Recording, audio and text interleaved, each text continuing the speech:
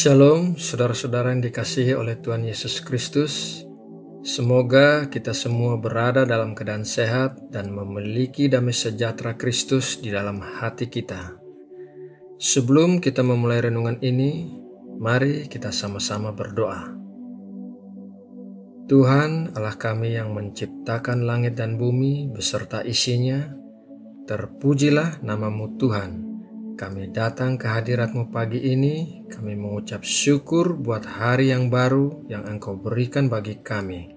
Kami akan memulai renungan pagi hari ini, kiranya Engkau memberkati kami dengan hikmat-Mu, agar kami boleh mengerti firman-Mu dan lebih lagi mengenal-Mu. Terima kasih ya Bapa, dalam nama Tuhan Yesus Kristus kami berdoa. Haleluya. Amin. Saudara terkasih, dalam renungan kali ini kita akan belajar tentang 5 lambang atau simbol Roh Kudus di dalam Alkitab. Lambang-lambang ini disebutkan oleh orang-orang tertentu yang melihatnya atau keterangan penulis Alkitab untuk menggambarkan seperti apa kehadiran Roh Kudus yang terjadi.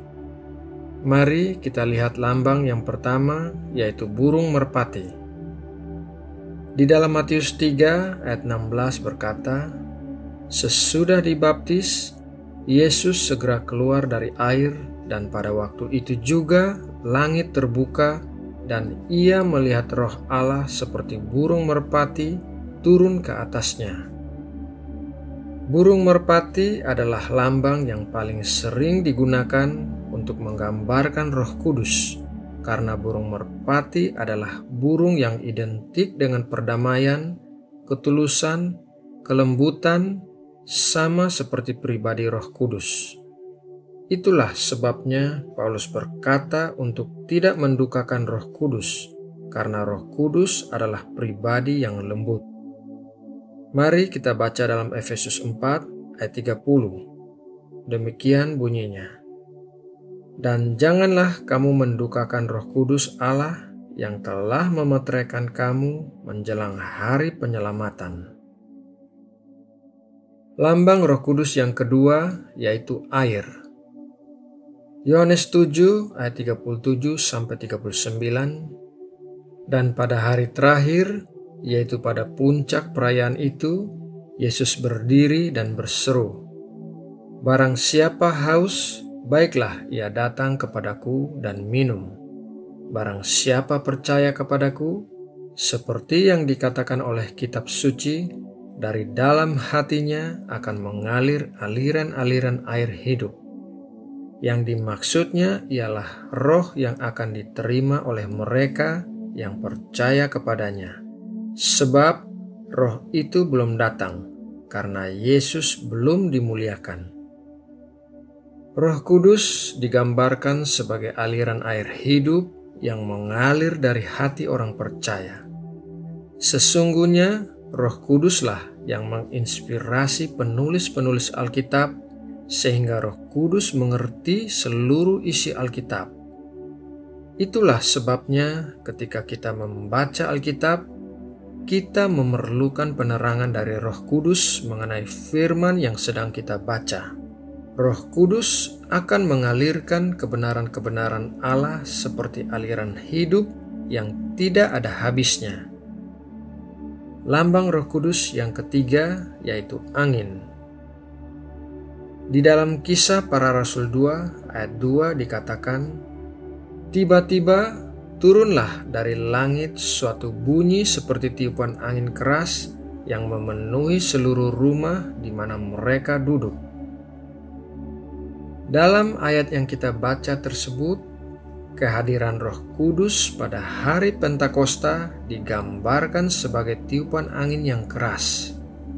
Hal ini sesuai dengan Kejadian 1 ayat 2 yang berbunyi, "Bumi belum berbentuk dan kosong. Gelap gulita menutupi samudra raya, dan Roh Allah melayang-layang di atas permukaan air." Melayang-layang di atas permukaan air berbicara tentang Roh Allah yang seperti angin. tiupan angin di luar ruangan adalah hal yang biasa, tetapi tiupan angin di dalam ruangan menandakan sesuatu yang luar biasa sedang terjadi, yaitu kedatangan Roh Kudus, seperti yang dijanjikan oleh Tuhan Yesus. Angin berbicara tentang sifat Roh Kudus yang meskipun tidak terlihat oleh mata jasmani, namun Roh Kudus bisa kita rasakan di dalam hati kita. Lambang Roh Kudus yang keempat yaitu api. Kisah Para Rasul 2 ayat 3-4, dan tampaklah kepada mereka lidah-lidah seperti nyala api yang bertebaran dan hinggap pada mereka masing-masing. Maka penuhlah mereka dengan Roh Kudus, lalu mereka mulai berkata-kata dalam bahasa-bahasa lain, seperti yang diberikan oleh Roh itu kepada mereka untuk mengatakannya. Api berbicara tentang kekuatan atau energi yang dapat mengubah bentuk suatu benda. Api dapat mengubah kayu menjadi arang, memurnikan emas, mengubah air menjadi gas, mengeraskan tanah liat, dan lain sebagainya. Sama halnya dengan karya Roh Kudus di dalam kita yang memproses kemurnian karakter kita seperti emas, mengubah kita semakin hari menjadi semakin menyerupai Tuhan Yesus. Roh Kudus juga akan membakar kita agar kita bersemangat dalam mengikuti Tuhan. Lambang Roh Kudus yang kelima yaitu materai. Efesus 1 ayat 13 berkata, "Di dalam Dia kamu juga, karena kamu telah mendengar firman kebenaran, yaitu Injil keselamatanmu. Di dalam Dia kamu juga, ketika kamu percaya, dimeteraikan dengan Roh Kudus yang dijanjikannya itu." Materai merupakan suatu tanda pengesahan atas perjanjian yang diadakan. Roh Kudus yang dilambangkan sebagai materai artinya Roh Kudus merupakan tanda pengesahan bahwa kita telah diangkat menjadi anak-anak Tuhan pada saat kita menerima Kristus.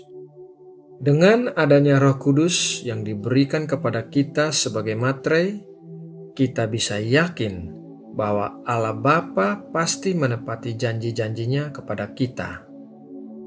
Nah, saudara yang terkasih, demikianlah renungan hari ini mengenai 5 lambang Roh Kudus dalam Alkitab.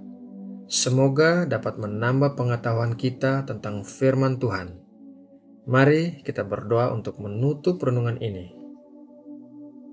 Bapa kami yang ada di sorga, terima kasih untuk pengetahuan yang Engkau tambahkan bagi kami tentang Roh Kudus. Kami sungguh bersyukur bahwa kami memiliki Allah yang begitu mengasihi kami, sehingga memberikan Roh-Nya yang begitu berharga bagi kami. Roh yang menuntun dan membimbing kami, memberikan kami hikmat dalam menjalani kehidupan kami. Terima kasih Bapa. Saat ini tidak lupa kami juga membawa bangsa dan negara kami Indonesia di dalam doa kami. Berkatilah Indonesia ya Bapa. Berikanlah hikmat bagi pemimpin-pemimpin negara kami. Terima kasih Bapa. Di dalam nama Tuhan Yesus Kristus kami berdoa dan mengucap syukur. Amin.